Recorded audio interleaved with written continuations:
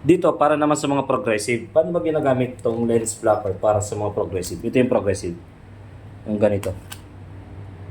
Ito, huwag niyo ipagpapatong to ha. Kasi, ito, mga yellow lens na to eh. Huwag niyo ipagpapatong. Mga magasgas. Yung progressive, ito yung may left and may right. Ayan, may left and right yan. Same lang din naman po sila ng nung paano natin to ginamit dito. Same lang. Ipapatong nyo lang ulit dito yung align. Same lang po yan. For example, same lang naman yung gagamitin natin.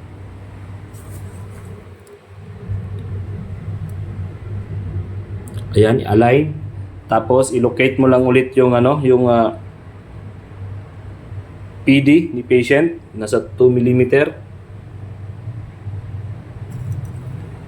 Ito ngayon.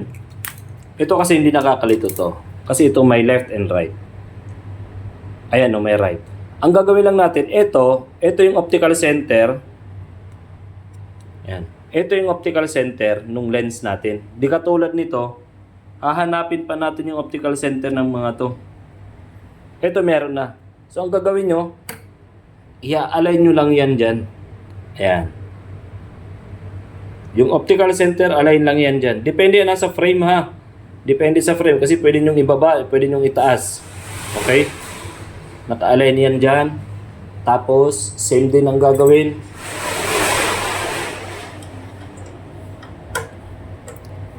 Ayan. Pagka-align, check.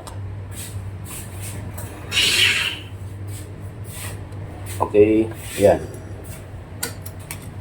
Yung left, same din. 2 mm nasa kaliwa. 1, 2. Ito, optical center. Align.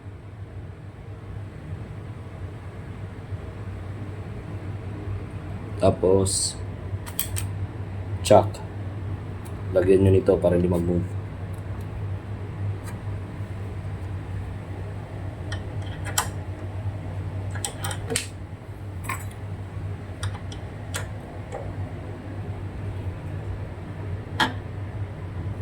Ayan.